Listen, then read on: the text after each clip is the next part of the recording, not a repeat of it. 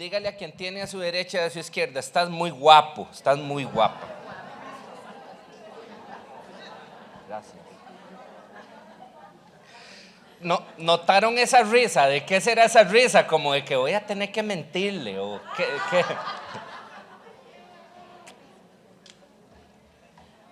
Mire, si entre nosotros no nos animamos, ¿qué hacemos? Usted abre Facebook, usted abre Instagram y usted ya se siente feo. No abra Pinterest. ¿Usted ha visto? Nadie es gordo en Pinterest. A mí me gusta ver Pinterest porque digo, qué linda se le ve la ropa a todo el mundo. A mí no, pero a todo el mundo se le ve tan lindo aquí. Usted dice, Dios mío, ¿qué es esto? Necesitamos animarnos entre nosotros. Ya para apachurrarlo, ya el sistema del mundo es suficiente. El sistema del mundo, muy lejos del diseño del reino, le dice a usted: usted no sirve, usted no es exitoso, usted no cumple con los estándares. El sistema está hecho para apachurrarnos. Todos hablan francés, aquí sí. Apachurrarnos. ¿Sí?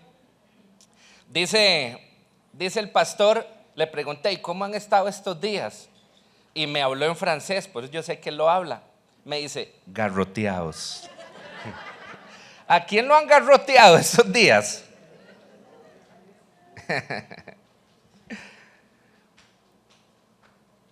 Y me preguntó luego la pastora, pero como una risa un poco nerviosa: ¿y vos también nos vas a garrotear? No, que va. Si papá no me garrotea a mí, ¿qué voy a garrotear yo a sus hijos, a mis hermanos? Dios guarde. Que los garrotee él a través de la palabra, pero yo no. No es cierto. ¿Será que alguien de ustedes me comparte algo que ha aprendido en estos 3 días? Sí puedo bajar acá, chicos. Sí, pastor, ¿me da permiso? Fantástico. Alguien que me cuente o que nos cuente, porque no todos han podido estar todos estos días. ¿Será que alguien tiene algo para contar de lo que ha aprendido en estos días? Tenga plena confianza. Usted no necesita curso de oratoria y eso para contarnos algo. ¿Quién? Tavo. Bien, Tavo. Ella levantó la mano por usted, Tavito. Ah, caray. Cuéntenos algo de estos días. Vamos a ver, ¿cómo me ubico en los temas?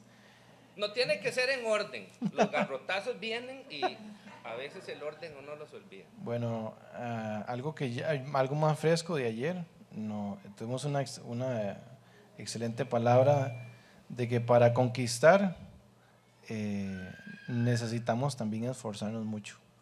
No es que las cosas nos van a llegar porque Dios les va a dejar caer nada más, así porque así, sino que necesitamos movernos, necesitamos conquistar las cosas que Dios tiene preparado para cada uno de nosotros.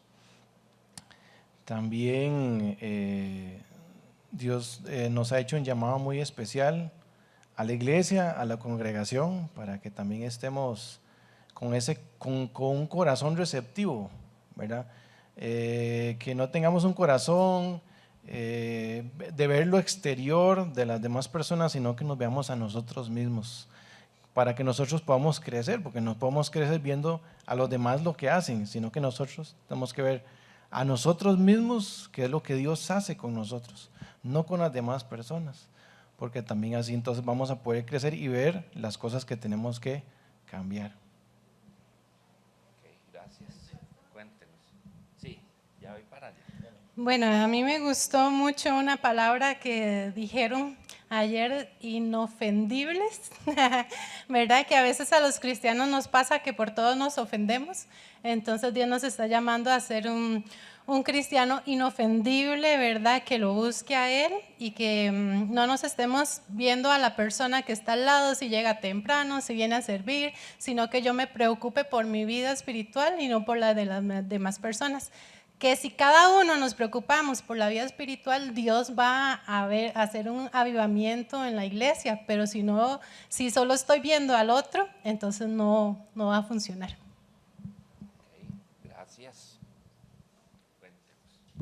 Aclaro que vine el jueves. El pastor Ricardo Araya inició y dijo, crecer duele y duele mucho. Y también dijo una frase muy, muy importante que dice que Dios tiene propósitos para cada uno de nosotros. Pero quiero yo que se cumplan esos propósitos. ¿Estoy yo disponible para eso? Qué bueno. Bueno, yo no vine el jueves, pero los otros días sí. Y Liliana acaba de decir algo que tal vez se repitió ayer también. Crecer duele y duele mucho. Servir duele y duele bastante también. El pastor hablaba sobre Gedeón y era para ejemplificar de que Dios está llamando a servir a cada una de las personas que está sentada hoy en la congregación. Lo que pasa es que muchas veces nos agachamos ante el llamado. Dios llamó a Gedeón y Gedeón se estaba resistiendo y pedía pruebas de que ese llamado venía de Dios, pero Dios nunca lo dejó, nunca lo apartó, sino que le dio pruebas y le dio pruebas hasta que Gedeón comprendió de que el llamado y el servicio era para él. Entonces hay que ser determinantes en la vida para el servicio y de que todos estamos capacitados porque Dios puso en nosotros dones para servirle. Así es. Bueno, ya nos pusimos al tanto. Denles un aplauso. ¿No vio qué lindo lo explicaron? Efectivamente, yo lo iba a repetir también. Crecer es lindo, pero duele. Crecer duele. El otro día escuchaba un grupo de adolescentes en la iglesia hablando ahí. Los comencé a observar y dije, voy a aprender de ellos, de sus conversaciones. Y escuché uno burlándose del cambio de voz del otro, y el otro le decía que se le veían las costillas, que estaba todo flaco, pero cómo era posible porque comía muchísimo. Y yo los estoy viendo y yo dije, crecer duele. Y a veces quienes están al lado no entienden nuestro crecimiento. Lo peor es que ellos también están viviendo esas cosas, pero no son conscientes de ello, ¿verdad? Entonces, qué interesante porque sí, crecer es lindísimo, pero crecer duele. En la escuela nos enseñaron esto, que todo ser vivo nace. Qué fácil lo decíamos, ¿verdad? Es que se dice tan fácil, nace, crece, se reproduce, muere. Facilísimo. Cuando comenzamos a entender que ese proceso de vida también comprende nuestra espiritualidad y demás, eso se vuelve más complicado. Eso se vuelve más complicado. Hace unos meses, no sé si a usted le sucede, si no le sucede no se burle de mí esta mañana, por favor. Dependiendo de lo que están viviendo, usted cambia su fondo de pantalla. ¿Le pasa eso? ¿A cuánto le pasa eso? Levánteme alguien la mano, por favor. Por ejemplo, si usted ve mi fondo de pantalla, el interno, no cuando abro el celular, sino el fijo. Estos días andaba con un antojo de galletas Oreo. Y el fondo que ando son puras galletas Oreo de fondo.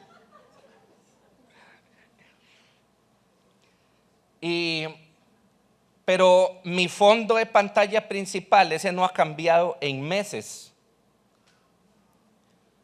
Hace meses comencé a hacer una oración, vamos a decir que siempre la he hecho, pero he sido muy enfático, casi ya un año de eso, y le he dicho a Dios, trabaja en mí. Trabaja en mí. Eso es fuerte. Esa es una oración muy fuerte, ¿verdad? Decirle a Dios, trabaja en mí. Eso es muy fuerte. Y entonces puse un fondo de pantalla que dice Dios trabajando. Y cada vez que abro el teléfono, Dios trabajando, Dios trabajando. ¿Cuántos anhelan que Dios trabaje en sus vidas? Nosotros no somos producto terminado. Para nada, no somos producto terminado. De hecho, yo tengo que decir, como parte de este proceso, ahora vamos a ver unos pasajes que usted los conoce, se los sabe de memoria. Escogí un pasaje que usted se sabe de memoria para que el fantástico se vaya hoy diciendo, yo también me sabía los pasajes de hoy de memoria.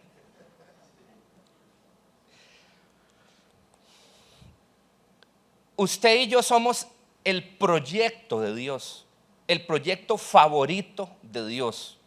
¿Cuántos creen eso? Ya comenzando por ahí es un reto, porque hay gente que dice, no, Dios está cuidando ballenas por allá Dios está cuidando que a las tortugas no se le metan pajillas en la nariz por allá, en medio del mar. Usted y yo somos en lo único que Dios piensa. Mire, yo le puedo decir ahora mismo qué está pensando Dios en usted. Le puedo decir en qué va a pensar Dios dentro de un rato en usted. Le voy a decir en qué va a pensar Dios dentro de un año en usted. Le voy a decir qué se ha pasado Dios pensando la eternidad en usted. Usted y yo somos lo que ocupamos la mente de Dios. Él está constantemente pensando en nosotros. Eso es poderoso. Él está constantemente pensando en nosotros, en que su proyecto llegue a la plenitud. Fíjese que hay un detalle que creo que usted y yo a veces le hemos pasado por alto. El otro día estaba leyendo Génesis de nuevo. ¿Cuántos tienen la costumbre de releer los pasajes que creen que ya conocen? Eso es muy bueno. Cuando Dios ve que usted relee pasajes que otros creen ya saberse de memoria, Dios lo premia. La revelación es un premio a la gente confiable. Y Dios dice, esta persona no se quedó con sabérselo de memoria, va a ir a escarbar más, lo voy a premiar. Él es así.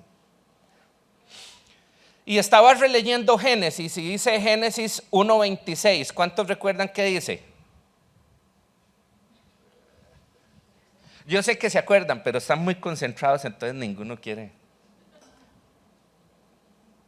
Dice el Señor, hagamos al hombre.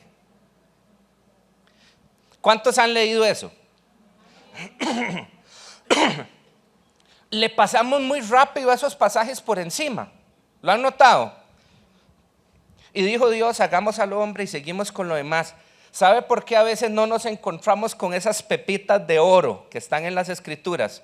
Porque no escarbamos, pasamos muy rápido por ahí. Dice, hagamos al hombre. Ajá. Usted revisa todo Génesis y se va a dar cuenta que usted y yo somos de lo único que Dios dijo, hagamos, trabajemos en. Él no dijo, sea el hombre, hágase el hombre. ¿Se dieron cuenta? Él dice, sea la luz. Es importante, pero no tanto. Necesito matita, necesito verde para que mi proyecto central se sienta bien. Ok, sea el zacate. Produzca la tierra, produzca. Así, Dios haciendo todo eso. Pero cuando llegó a su proyecto principal dice, un momento, nada de sea o hágase. No. Hagamos. Trabajemos. Eso es muy poderoso.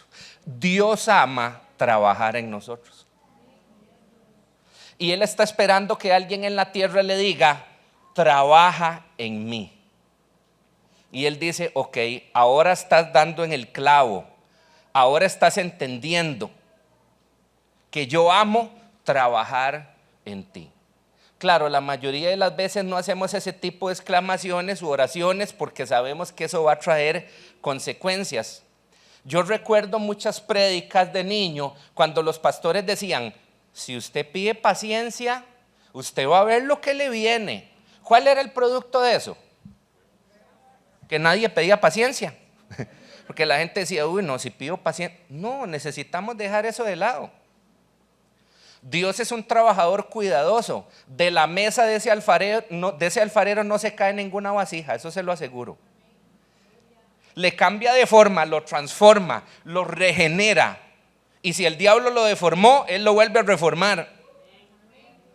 Pero no se le cae ninguna de la mesa al alfarero. No hay que tener miedo de decirle a Dios, trabaja en mí. Eso es lo que a él le gusta. ¿Sabe qué le he dicho yo en estos tiempos?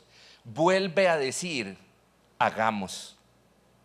Quiero que tú, Padre, de la mano de Jesús y del Espíritu Santo, los tres digan acerca de mí, hagamos, trabajemos. Yo quiero que continúes tu trabajo en mí.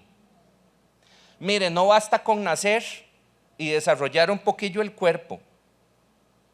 Necesitamos ir más allá. Necesitamos decirle a Dios, haz lo que a ti te gusta, trabajar en mí. Pablo habló de esto y le dice a los filipenses, Filipenses 2:13, hoy voy a usar algunas versiones que no son como muy comunes, entonces usted confía en mí, apunte las citas y en casa usted las va a rebuscar. Filipenses 2:13 de la Nueva Traducción Viviente, dice Pablo a los filipenses, pues Dios trabaja en ustedes. ¿Ven qué interesante? Dios trabaja en nosotros. Dice, y les da el deseo y el poder para que hagan lo que a Él le agrada. ¿Por qué necesitamos que Dios trabaje en nosotros? Porque tenemos una meta común aquí y es agradarle a Él, ¿no es cierto? Hay un pasaje que hace unos años comenzó a retarme mucho, Eclesiastés 2:26. Dice, a quien agrada a Dios, escuche la frase, a quien agrada a Dios, Dios le da 3 cosas. Y uno dice, ay, 3 nada más. Piense en esas 3 y verá que resumen todo. A quien le agrada a Dios, Dios le da sabiduría, ciencia y gozo. Esas son las 3 cosas que usted y yo necesitamos aquí en la tierra para alcanzar madurez. Pero ¿cómo comienza el verso? A quien le agrada a Dios. Si yo tuviera que hacer una versión, Fran habla hoy, diría, a quien le cae bien a Dios, Dios le da. Qué fuerte eso. Estaba hablando con un amigo pastor hace un tiempo de ese pasaje y se queda así y me dice, definitivamente yo quiero caerle bien a Dios.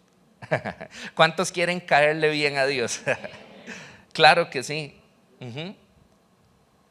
Pablo les dice, Dios trabaja en ustedes para que ustedes anhelen ser como Él quiere que sean, para que ustedes puedan hacer lo que Él quiere que hagan. Mire, usted y yo tenemos que estar preparados para todo. Y sí vamos a hablar un poco acerca del servicio, puesto que ahorita vamos a hacer un resumen de todo, basado en un pasaje que usted se sabe de memoria, eso le va a gustar. Pero ¿saben qué? Necesitamos que Dios trabaje en nosotros para ayudarnos a crecer, para ayudarnos a ser firmes y sólidos en Él, para servir. Mire, el servicio sin la preparación correcta llega a ser vicio. El servicio puede llegar a ser vicio. Algo que está diseñado para ser muy bueno, como servir, puede convertirse en un vicio si no tenemos el corazón correcto para hacerlo. Necesitamos que Él trabaje en nosotros. Me gusta muchísimo, no solo porque soy músico, no como Tabito, pero soy músico. Como músico me gusta muchísimo los salmos. ¿A quién le gustan los salmos? Me gustan muchísimo los salmos. Miren, a veces me he encontrado con que cosas para las que Pablo tuvo que escribir 2 epístolas, vino uno de los salmistas y en un capítulo, en un canto, resumió todo. Qué poderoso es eso. Dicen los estudiosos que los salmos eran el libro favorito de Jesús. Fue el libro que más citó durante su vida pública, Salmos. Los salmistas tenían la habilidad, hoy necesitamos esa habilidad también, Tao, es un reto de Dios, de resumir las grandes verdades de Dios en pequeñas frases, en pequeños versos y en pequeños coros. Fíjese que el Salmo 92 es uno de esos que son como un cubito concentrado. y solo quiero introducir con esto. Salmo 92, a partir del verso 12, en la traducción lenguaje actual. Este salmista en 2 versículos resumió el proceso que debería de vivir un cristiano. Y menciona las 3 cosas que se han estado hablando estos días: crecer, consolidarse, servir. En la escuela nos dijeron que los seres vivos, sanos, nacen, crecen, se reproducen y mueren. Pero el salmista incluyó aspectos acá sumamente poderosos. Dice, el justo. Mire, aquí en cada palabra debería uno de hacer un alto. Yo no lo voy a hacer, pero en esta sí. ¿Qué es justo? Lo justo. Confundimos a veces la justicia con otros aspectos de la vida. Justicia quiere decir alineado con la voluntad de Dios. El justo, la persona que se alinea a la voluntad de Dios. El justo, dice el salmista, la persona que determina hacer lo que Dios quiere que haga, pensar lo que Dios quiere que piense, hablar lo que Dios quiere que hable. El justo, ¿está bien? No cualquiera. El justo florecerá como la palmera. Y dice, crecerá, la primera palabra, como cedro en el Líbano. Y luego dice, plantados. Mire,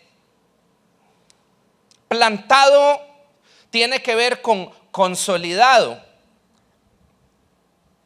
Recuerdo que yo tenía como unos 9 años de edad y fuimos a un parque en Alajuela que está cerca del volcán Poás, y yo comencé a notar algo.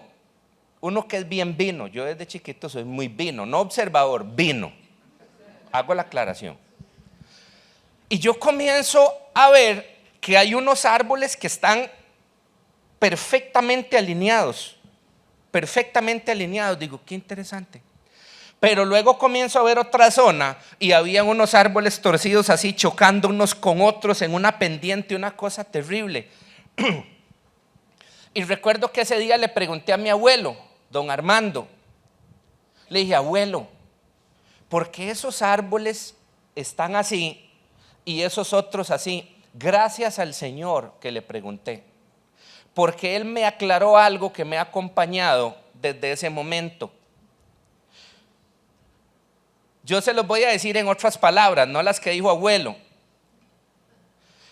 En sus palabras me dijo, porque esos árboles son plantados, o sea, planeados. Esos no, esos son silvestres. Esas son semillas que cayeron sin que nadie lo planeara. Dice la Escritura que usted y yo, si nos alineamos a la voluntad de Dios, nos convertimos en árboles plantados, o sea, planeados. Que Dios dijo, lo coloco aquí, lo fundamento aquí, lo planeado. El árbol silvestre es ese que crece en cualquier lugar y a veces hasta torcido y demás. Curiosamente en la escritura Dios nos compara con árboles. ¿Se han dado cuenta de eso? Bueno, ya usted puede pensar, un árbol tiene que crecer. Dios no quiere bonsai en su reino. Árboles enanos. Los árboles fueron diseñados para crecer. Los árboles fueron diseñados para estar establecidos y consolidados. Pero también fueron diseñados para servir, para dar sombra, para dar alimento. Por eso somos comparados con árboles en la Escritura. De hecho, se nos llama en Isaías, capítulo 61 o 62, se nos llaman árboles de justicia. Nótese, no solo árboles de justicia. Qué poderoso es eso, ¿cierto?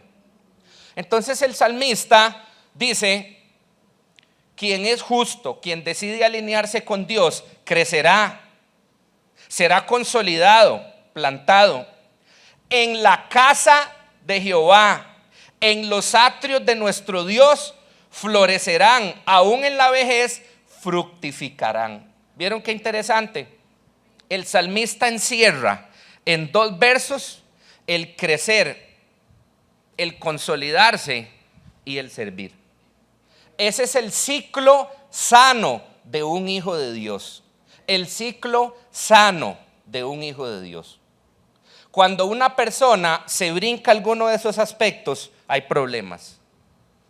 No está funcionando todo bien. No está sano en medio del proceso. Ok, ahora sí quisiera llevarlos al pasaje que ustedes se saben de memoria. Si hay un pasaje que nos habla de estos 3 grandes pasos, 3 grandes pasos en nuestra vida, es el Salmo 23. El Salmo 23. ¿Quién se lo sabe de memoria? Ese salmo tiene crecimiento, habla de crecimiento. Ese salmo habla de consolidación y habla de servicio. Dígale a su vecino de las 3 cosas que habla este salmo, por favor.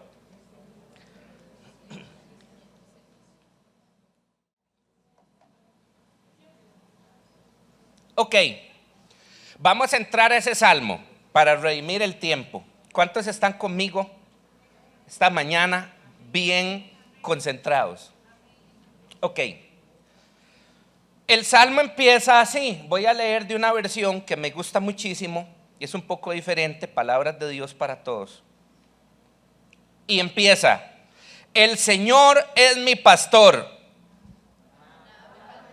En esta versión dice: nada me falta. Se adelantó el salmista y dice: el Señor es mi pastor, nada me falta. ¿Cuántos aman ese renglón? Ese es el que nos gusta, ¿cierto? El Señor es mi pastor, nada me falta. Ese es el que nos gusta. Mire, ese título no es una frase romántica, es un desafío a la absoluta dependencia de Dios. Lo leemos muy rápido. Usted se ha puesto a pensar cuál es la labor de un pastor. Vamos a hablar ahora de un pastor de ovejas, animalitos. Nosotros vemos en las fábulas a Copo de Nieve y curiosamente Copo de Nieve, ustedes vieron, durante toda la serie de la fábula siempre era blanquita y chiquitica. Esa es la mentira más grande que se ha hecho. Las ovejas crecen, se vuelven mañosas, se ensucian, se llenan de garrapatas. Ese salmo no habla de Copo de Nieve.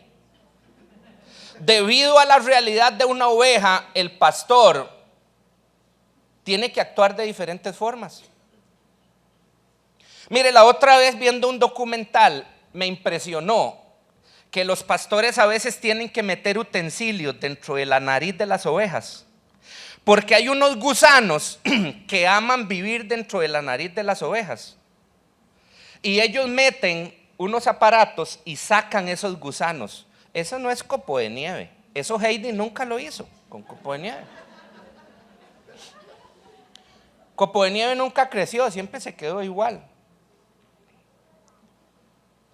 Usted ve qué interesante. Dice: el Señor es mi pastor. Es como el salmista diciendo: he determinado que Él sea mi pastor. Y en algunos momentos me va a llevar por delicados pastos, pero en otros momentos me va a llevar por lugares muy difíciles. Pero yo he determinado que sea mi pastor. Y creo en algo, creo que nada me va a faltar. Ese nada me va a faltar, usted y yo sabemos con qué lo relacionamos siempre. ¿Con qué?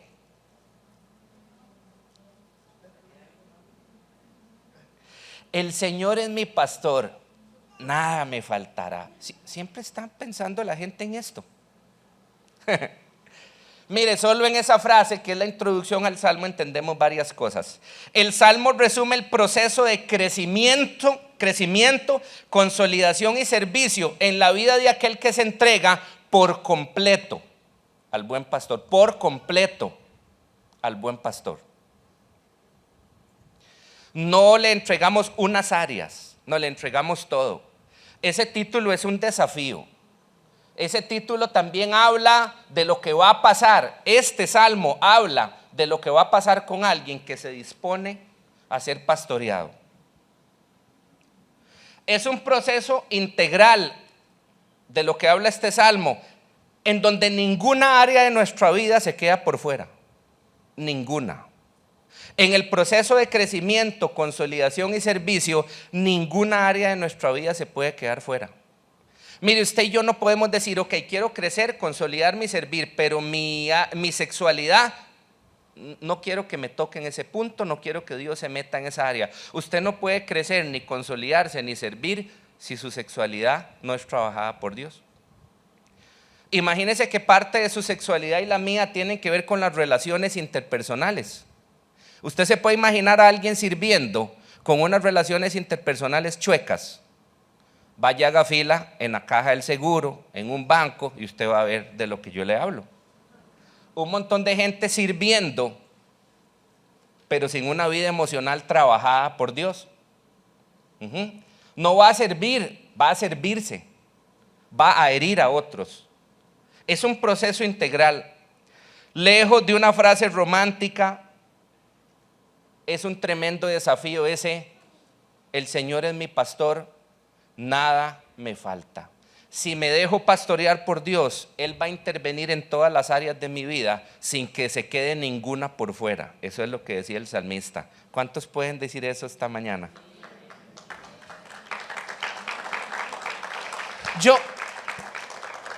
Yo muchas veces he insistido en por qué el salmista no le puso un sí. Adelante. Si el Señor es mi pastor. Y luego caí en cuenta que es que el salmo es muy testimonial. David estaba hablando de algo que él había vivido. Por eso no puso si es. Porque él dijo, es que Él es, yo lo he determinado así. Pero en el caso de nosotros podría tener ese sí. Si el Señor es mi pastor, se va a meter conmigo en todas las áreas. ¿Quién quiere que Dios intervenga en todas las áreas de su vida? Ok, vean lo que dice el verso 2 en esta versión. Me lleva a descansar a prados verdes y me conduce a manantiales de agua fresca. Lo primero que yo le quisiera decir esta mañana, y voy a redimir el tiempo porque hemos estado aprendiendo estos días, yo voy a hacer la mezcla de esos ingredientes. Dice, me lleva a descansar a prados verdes y me conduce a manantiales de agua fresca. El estrés y la sequedad son signos de estancamiento. Mire, el Salmo 23 también es un test de madurez. En el Señor, dice, nos lleva a pastos verdes, a aguas frescas. Si usted nota un poco de estrés y se queda en su vida, necesitamos crecer. Eso es signo de estancamiento, porque quien está en Dios está fresco y está bien comido de pastos verdes. El mundo no tiene eso para usted. El mundo le da lo que sobra. El mundo no tiene ni pastos verdes para usted, ni agua fresca para usted. El mundo no tiene eso. Eso solo lo encontramos en Dios. Por eso, si usted está estresado, eso es signo de estancamiento. El estrés es signo de falta de comunión con Dios. Me preguntó alguien, ¿qué es estrés? Y yo le dije, ausencia de adoración. Sequedad. Mire, eso se da de muchas maneras. Cuando usted no tiene una palabra fresca para otra persona, está estancado. Cuando usted siempre está de mal humor, está estancado. Cuando usted no come la palabra de Dios y siempre está comiendo una y otra vez y disfrutando ese pasto, usted y yo estamos estancados. Por eso yo no le voy a decir que levante la mano, pero hágase la pregunta, ¿estoy un poco estresado? Porque si es así, quiere decir que estoy un poco estancado. Estoy fresco. puedo sonreír, puedo darle la mejor sonrisa y no la del perro a los demás que están a mi lado, porque eso es signo de crecimiento. Mire, el otro día son esas reuniones raras que alguna gente recibe de Dios que las tiene que hacer. Pero saben que una vez me invitaron era como un seminario y el tema central era el gozo. Dije, qué interesante. Y una de las frases que Dios me regaló para ese tiempo fue: sonríe y provoca un milagro. Porque Dios comenzó a enseñarme de cómo mi gozo inspira a Dios a trabajar en mí. Así que si usted y yo sentimos un poco de estrés, quiere decir que no estamos disfrutando de los pastos verdes y del agua fresca. Ahora, dice el verso 3, Él renueva mi alma, me lleva por buenos caminos para mostrarme lo bondadoso que es. Me gusta mucho esa frase, Él renueva mi alma. Le voy a decir por qué. Cuando usted y yo crecemos, cambiamos de ropa, cambiamos de voz, pero también de mentalidad. El verso 3 del Salmo 23 dice que nosotros, si estamos creciendo sanamente, deberíamos de estar mudando en todas las áreas de nuestra vida. Vea lo que Pablo le dice a los Corintios. Nueva traducción viviente, 1 Corintios 13:11. Usted se lo sabe de memoria. Cuando yo era niño, y aquí viene algo poderoso, es porque esta parte del Salmo me dice dónde estoy. ¿Dónde estoy? Es importante saber uno dónde está, cuál es mi estatura. Soy el mismo de hace 3 años. Es un buen ejercicio preguntarle a la esposa, mira, soy el mismo del año pasado. O a los amigos, soy el mismo del año pasado. Porque no deberíamos de ser los mismos. Miren, había algo que mi mamá tenía y me estresaba mucho a mí, pero luego me gustó. Era una jirafa pegada detrás de la puerta. ¿Cuántos vivieron esa jirafa? Entonces cada cierto tiempo mamá le decía a uno, venga, y lo pegaba contra la puerta y marcaba por dónde iba uno. Para mí era frustrante cuando yo veía que yo no avanzaba. Pero en las épocas cuando las rayas se iban corriendo, yo me alegraba. Mire, el Salmo 23 es un poco esa jirafa. Nos habla mucho de dónde estamos. Él dice, Él renueva mi alma. Dice, y me lleva por caminos buenos para mostrarme lo bueno que Él es. No voy a entrar en este otro pasaje, pero debido a que tenemos días de hablar específicamente de estos temas, yo tengo la bendición hoy de poder amalgamar todo. Dice, cuando yo era niño, dice Pablo, hablaba, pensaba y razonaba como niño. Dice, pero cuando crecí, dejé atrás las cosas de niño. Mire, usted y yo no podemos ahorita estar hablando, pensando y razonando como lo hicimos el año pasado. Usted y yo no podemos estar hablando, pensando y razonando como lo hicimos hace 3 años. Mire, el Salmo 23, lejos de ser la historia de Heidi con sus ovejas, es un pasaje muy fuerte. Confrontación, es un test. ¿Dónde estamos? Fíjese que dice Isaías capítulo 9, verso 6. Mire, también relata el proceso de madurez de un cristiano. Me dijeron que hoy terminamos a las 3. ¿Eso es cierto? No. Vean qué interesante. Isaías está más de 700 años antes profetizando el nacimiento del Hijo de Dios. Entonces Isaías dice, y llamará su nombre. ¿Ve que sí se lo sabe? ¿Vio? Llamará su nombre. Y él hace una lista. Y curiosamente esa lista también son pasajes que Dios usa para que sepamos dónde estamos. Cuando el salmista dice, Él renueva mi alma, es que Él está renovando mi ser interno. Dice Isaías, y llamará su nombre, o sea, el que lo entienda a Él, el que lo ame a Él, el que ponga su mirada en Él, tendrá la experiencia Jesús, que consta de estos grandes pasos. Llamará su nombre admirable. Yo tengo que decirle algo. Si usted no se asombra por Dios y las cosas de Dios en este tiempo, usted no está creciendo. ¿Sabe cuál es una señal de estancamiento? Cuando ya nada nos asombra. Si hay algo por lo que debemos de orar, es decirle, Dios, devuélveme el asombro. Porque Dios viene y hace milagros todos los días en nuestra vida y nosotros lo vemos como si nada. Dice, no, el ciclo correcto es que te admires de Él. Pero luego dice, admirable, consejero.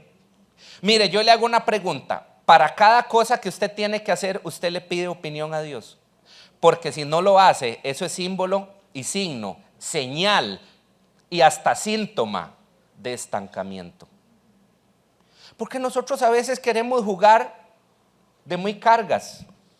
Y decimos, un carro, claro que yo quiero un carro. Dios me quiere ver con un carro, voy a comprar un carro. Lo voy a deber y lo voy a pagar en un montón de años, pero yo quiero un carro. ¿Sabe qué es eso? Eso no es crecimiento, eso es inmadurez, eso es estancamiento, eso no es ser muy carga ni tener mucha fe, no. Eso es cuando la torpeza y la desobediencia se quieren disfrazar de fe. Una persona en el ciclo de Dios creciendo dice, Dios, ¿debo tener un carro? ¿Debo tener un carro? ¿Y cuál carro debo tener? Y alguien diría, uy, usted es muy religioso. No, yo diría muy cuidadoso. Porque he visto a tanta gente amargarse la vida por tomar esas decisiones. Cuando el salmista en el 23 dice, renuevas mi alma, me llevas por experiencia para enseñarme cuán bueno eres, está hablando de esos ciclos. Admirable, consejero. Una persona que crece y que va hacia la madurez también va a ver a Dios fuerte. No es una persona que se la pasa peleándose con el vecino y la vecina o que se pasa defendiendo en Facebook. No, un cristiano maduro que está en el camino de crecimiento dice, yo no necesito pelearme con todo el mundo. Él es Dios fuerte. Él habla más fuerte que yo. Él es más poderoso que yo. Yo no necesito estarme peleando con nadie. Él pelea por mí. ¿Cuál es una señal de inmadurez? ¿Qué? ¿Me hizo eso? Ahora espérese. ¿Cómo me va a poner eso en Facebook? Ahora va a ver. Ahora lo avergüenzo en Facebook. Eso huele a leche cortada y a pañales sucios.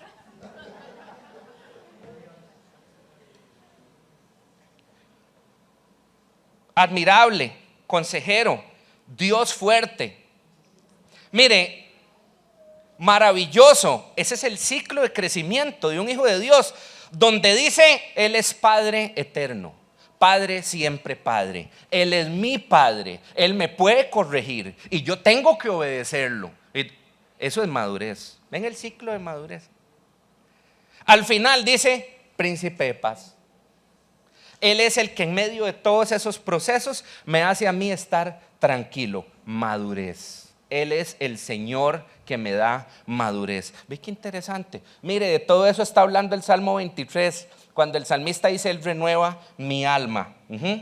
Para dejar de hablar, pensar y razonar como niños. ¿Vieron? El Salmo 23 no es una fábula de pastorcitos y ovejitas. No crecemos, escuche esto por favor. No crecemos cuando nos enamoramos de los verdes pastos del Salmo 23, pero le huimos a la zarza ardiente de Éxodo 3. ¿Quién recuerda qué pasó en Éxodo 3, verso 5? Éxodo 3, verso 5, ve Moisés una cosa, una zarza ardiendo. Por ahí, como nosotros aquí no vemos esas cosas, bueno, nadie las ha visto, pero porque una zarza no arde, una zarza se consume. Apenas le llega fuego, de hecho hasta el sol del desierto las prende y se queman rápido. Pero Moisés vio una que ardía y ardía y dice, un momento, ¿qué pasa? Se acerca, la estrategia de Dios para atraerlo. Mire, nosotros amamos, Tavo, nos enamoramos de los verdes pastos. Queremos jugar con los Teletubbies en los verdes pastos. Ay, sí, Señor, dame todo lo que necesito. Ay, sí. Y si nos cansamos, tomamos agüita del río y nos echamos unos a otros. Nos enamoramos de eso. Nos gusta esa etapa. Mire, pero cuando Dios llama a Moisés y le dice, acérquese. Moisés viene y le dice, ya no se acerque más. Y le dice algo tan poderoso. Le dice, quítese los zapatos. Mire, algunos religiosos, yo he escuchado 1000 prédicas acerca de esto, pero alguna gente toca el tema de manera muy religiosa, que Dios le dijo que se quitara los zapatos porque iba a contaminar el lugar. Mire, esas chancletas que andaba Moisés las traía desde Egipto. Eran las chancletas que traía desde Egipto. Y Dios le dice, si de verdad se va a acercar a mí, deje los pasos que usted ha caminado y acérquese a mí para que yo lo haga caminar por donde yo quiero que camine. ¿Sabe qué le estaba diciendo Dios a Moisés? Mijo, olvídese de lo que usted ha caminado. Acérquese a mí, deje esas chancletas que usted ha usado por todo ese camino polvoriento y venga que yo le voy a dar un calzado nuevo para dar pasos nuevos. Pero yo le voy a decir algo, nos enamoramos de los delicados pastos, pero a la zarza le tenemos miedo, porque en la zarza Él dice que nos quitemos eso que amamos.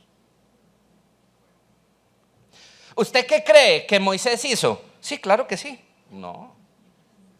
Moisés dijo, ya entiendo, usted se tiene un plan, a mí me late que usted me va a desbaratar.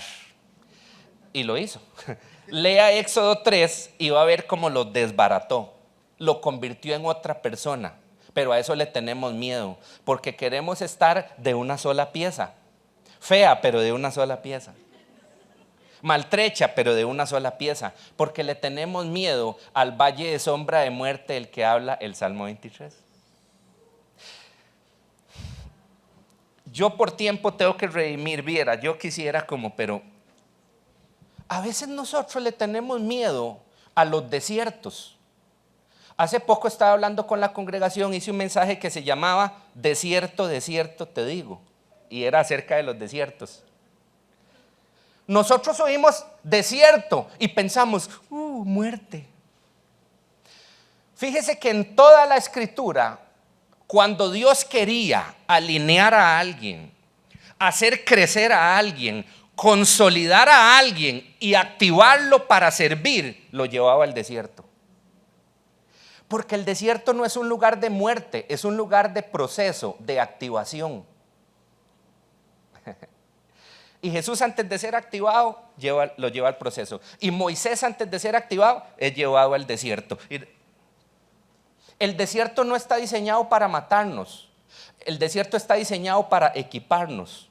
Por eso cuando el salmista dice, y aunque ande eso lo dice solo alguien maduro. Aunque ande en valle de sombra de muerte. ¿Vieron que no dice valle de muerte? Valle de sombra, valle que parece de muerte, pero que no lo es. Dice, yo no temeré mal alguno, porque sé que en los desiertos estás conmigo. Tu vara y tu cayado me infunden aliento. Eso es poderoso. La vara y el cayado, la vara y el gancho, dos instrumentos poderosos que el buen pastor siempre utiliza. Uno de ellos es para encaminarnos y otro de ellos es para defendernos de nuestros enemigos. El salmista ya maduro dice, hay momentos en la vida que no son delicados pastos, que parece más un valle de sombra, de muerte. Ese también lo paso, dice el salmista. Ese también lo paso y tranquilo porque sé que es que estás procesándome. Mire, le voy a resumir esto. Dice el Señor a través del profeta Oseas 2:14. Apunte esta versión porque le va a gustar mucho, traducción lenguaje actual. Oseas 2:14. Después de este pasaje yo dije, Señor, ya yo no voy a ver muerte en los desiertos. ¿Sabe por qué Él nos lleva a desiertos? Porque los desiertos tienen varias características. Una de ellas, no hay distractores. No hay distractores. Entonces, tenemos todo el enfoque en Dios. Casi no hay personas. Nuestro enfoque está en Él. Y hay mucha dependencia. Por eso Él nos lleva a los desiertos. Si Dios saca a Israel de Egipto y los pone en la tierra prometida, ellos se matan el primer día unos a otros. Dios tenía planeado el desierto no para destruirlos. Ese viaje tenía que durar unos 10 días. Dios quería el desierto para mostrarse a Israel y decirles, ¿tienen hambrita? Tengo comida para ustedes. ¿Quieren agüita? La tengo para ustedes. Tengo sombra, también tengo luz.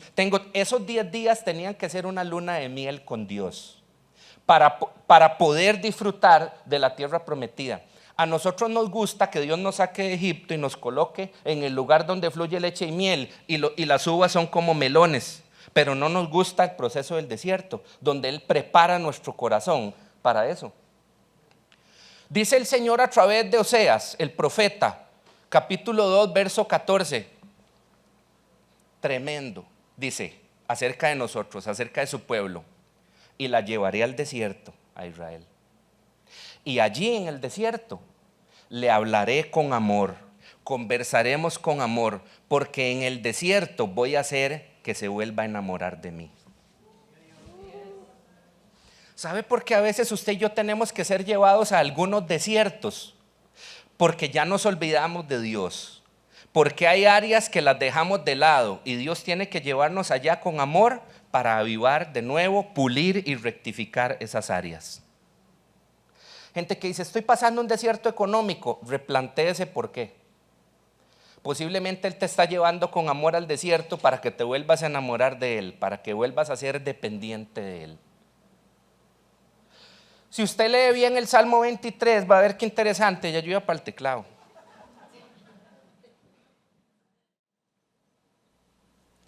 ¿Cuántos están gozosos esta mañana? Los veo así, como un poco serios. Vea qué interesante lo que dice el Salmo 23 acerca del servicio. Esto es maravilloso, esto es maravilloso. Dice el verso 5, me preparaste un banquete delante de mis enemigos. Ungiste mi cabeza con aceite, has llenado mi copa hasta rebosar. ¿Vieron que el pasaje, el verso está dividido en 3 secciones? La primera, me preparaste un banquete delante de mis enemigos. Mire, en este proceso de crecimiento entendemos realmente quiénes somos. Usted sabe lo que es estar sentado en una mesa y que a uno le están sirviendo un banquete y tener a todos los enemigos de uno de frente. ¿Quién comería tranquilo aquí? ¿Verdad que nadie comería tranquilo? Solo alguien maduro que sabe quién es en Dios y dice, permiso. Se pone la servilleta y aún delante de sus enemigos está comiendo. Yo sé quién soy. Hay seguridad en Dios, en el camino a la madurez hay seguridad en Dios, porque ahora vamos a saber quiénes somos. Ahora no me amedrentan lo que otros digan, yo sé quién soy. Cuando Él prepara un banquete en frente de nuestros enemigos para nosotros, está hablando de eso. Mire, enemigos, llámese complejos, carencias, heridas, todo lo que usted quiera, los mensajes que le arroja el sistema del mundo a usted. Déjelos que hablen, déjelos que digan, usted siéntese, cómase el gallo pinto con salchichón, tranquilo. Eso es madurez. Tú preparas un banquete delante de mis enemigos. Es porque el servicio empieza ahí. Mire, las personas aptas para servir dejan de verse y comienzan a visionarse. ¿Sabe cuándo una persona está lista para servir? Cuando deja de verse y comienza a visionarse. Es posible que usted diga: no, yo no soy un buen predicador, yo no me sé ningún versículo de memoria de la Biblia. Usted se está viendo, usted no se está visionando. Usted comienza a decir: no, pero un momento, yo sé que la palabra de Dios puede hallar cabida en mí. Voy a desarrollar hábitos de comer la palabra de Dios, porque yo sé que yo voy a servir a Dios compartiendo su palabra con otros. Ahora usted se está visionando. Mire, las personas plenas lo son porque dejaron de verse y comenzaron a visionarse. Comenzaron a verse con los ojos de Dios. Si usted se basa en lo que su primo le dice de usted, olvídelo. Pero si usted se basa en lo que Dios ha dicho de usted, usted va a servir con plenitud. Ahora dice: unges mi cabeza con aceite. Miren, este proceso de crecimiento se da el entendimiento, la asimilación y la activación de nuestras capacidades. Dice: unges mi cabeza con aceite. Unción es uno de los términos más manoseados en la vida de la iglesia, porque la gente dice: uy, qué unción. Y la gente cree que la unción es un humo blanco dando vueltas ahí. ¿Qué es el diccionario cristianoide dice así? ¿Qué es unción? Dícese el humo blanco que rodea a Benny Hinn. No es cierto. ¿Sabe qué es unción? Unción es el permiso de Dios para que alguien en la tierra lleve a cabo una labor determinada. ¿Por qué David mató a Goliat? ¿Por carga? No, porque él era un ungido. Estaba capacitado para eso. ¿Por qué Jesús pudo hacer y pasar por todo lo que pasó? Porque estaba ungido para eso. ¿Será que ya usted se dio cuenta para qué está ungido? Porque camino a la madurez, un cristiano sabe qué tiene y qué no tiene.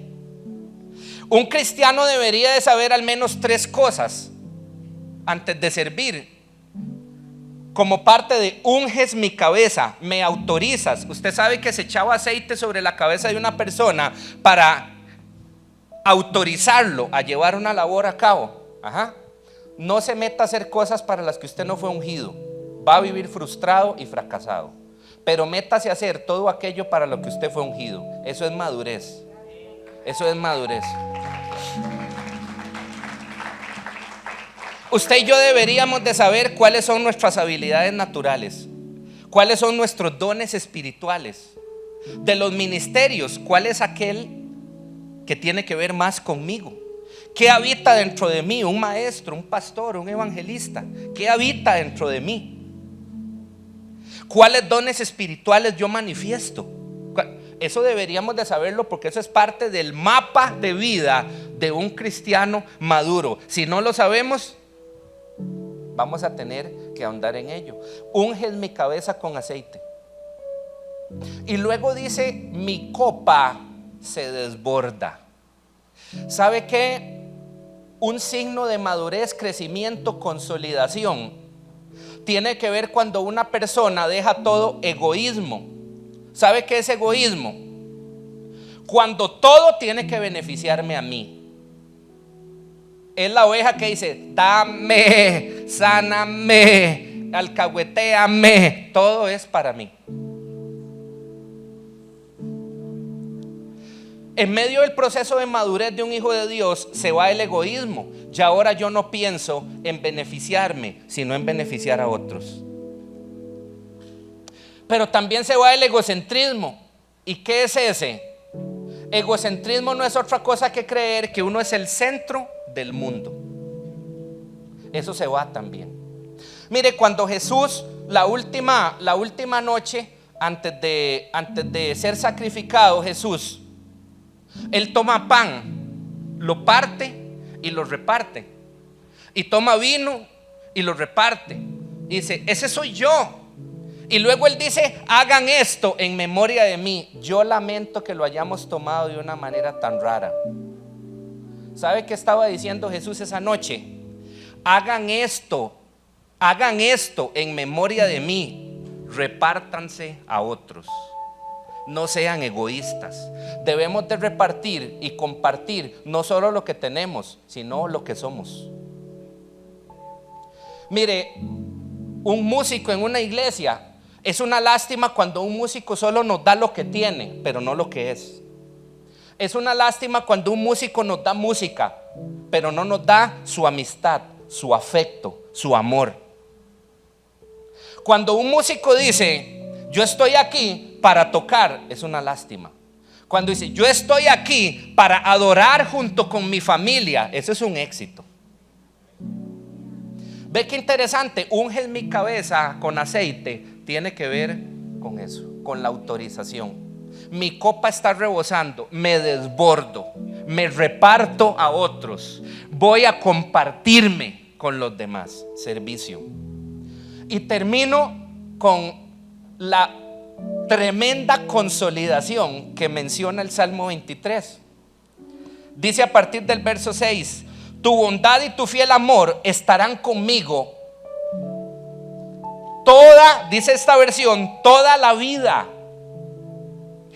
Y entraré a la casa del Señor para quedarme allí para siempre. Está hablando de consolidación. ¿Sabe qué es consolidar? Dar solidez y durabilidad a algo. Un cristiano maduro sabe que aquí está en la casa de Dios, pero que cuando está en la oficina también está en la casa de Dios. Porque el salmista dijo, todos los días de mi vida en donde yo esté, eso es estar sólido. Ni qué hablar de congregarnos, los tremendos beneficios de congregarnos. Cuán bueno es habitar los hermanos juntos en armonía, porque ahí envía el Señor bendición, vida eterna. Todo es fructífero cuando estamos juntos. Es como el rocío que cae de los montes. Hay frescura, hay fertilidad en medio de aquellos que se congregan. ¿Recuerdan ese salmo? Una persona sólida piensa en Dios y habla de Él en términos de eternidad y no de temporalidad. Una persona sólida y consolidada en Dios, aunque no tenga plata, dice Dios es bueno y Él es proveedor. Porque no está pensando en términos temporales, sino eternales. Porque unos días no tuve dinero no quiere decir que Dios no es proveedor. Él quiere enseñarme algo en medio de eso. Una persona madura y consolidada no habla de Dios mientras Él haga lo que queremos. Habla de Dios no en términos temporales, sino eternales. Finalmente, la comunión permanente es el objetivo de un cristiano maduro. La comunión permanente. La comunión permanente es el objetivo de un cristiano maduro. Un cristiano maduro está pensando en Dios en el bus, está pensando en Dios en el supermercado, en todo lugar, porque dice el bien, la misericordia, la cobertura de Dios están conmigo cada minuto de cada día, de cada año, de cada década de mi vida, y eso es lo que quiero por largos días. Eso es madurez. Eso es madurez. Porque la pregunta hoy no es ¿dónde está el Dios de Elías?, sino ¿dónde están los Elías de Dios?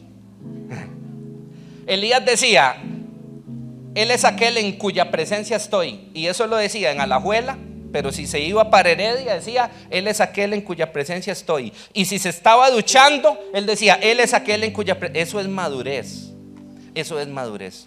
Mire, yo voy a terminar con el testimonio de un hombre al que muchos de manera errónea yo no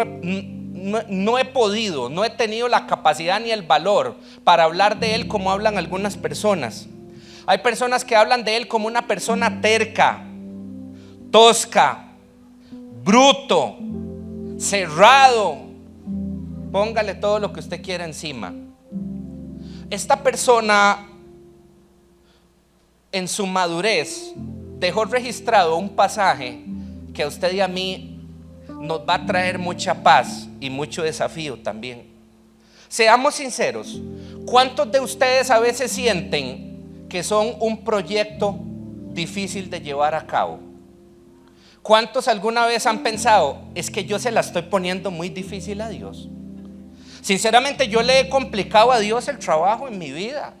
Yo soy muy jupón, muy terco. Sinceramente yo creo que Dios ya dejó el proyecto de lado. ¿Cuántos alguna vez han pensado eso? Nuestro amigo Pedro escribió en su primera epístola algo con lo que yo quiero dejarlos. Primera de Pedro 5:10. Este es el testimonio de alguien que fue tachado como un proyecto imposible en algún momento. Jesús nunca dijo eso de él. Los que le rodeaban y él mismo lo pensaron y lo dijeron. Jesús nunca. Dice Pedro, ya en su tiempo de madurez: mas el Dios de toda gracia, que nos llamó a su gloria eterna en Jesucristo. Escuche lo que dice: después que hayáis padecido un poco de tiempo. Vean quién habla. ¿Sabe qué? Para crecer hay que padecer. Necesitamos padecer para crecer. Vamos a tener que vivir procesos muy duros para crecer. Para que el músculo crezca hay que forzarlo, hay que meterlo en un proceso riguroso. Pedro, aquel que parecía un proyecto para desechar, para darse por vencido, dice: no, ahora con mis pies puestos en las alturas, en mi madurez, les puedo decir que sí. Van a sufrir un poco, van a sentir que se mueren, van a haber tiempos donde pasen por procesos muy duros que atenten contra su comodidad y su confort, dice Pedro. Pero después de que hayan padecido un poco, dice, Él mismo los va a perfeccionar, los va a afirmar, los va a fortalecer y los va a establecer. Atentamente, Pedro. Póngase sobre sus pies esta tarde, por favor. ¿Sabe qué? Todo depende de que usted y yo cambien.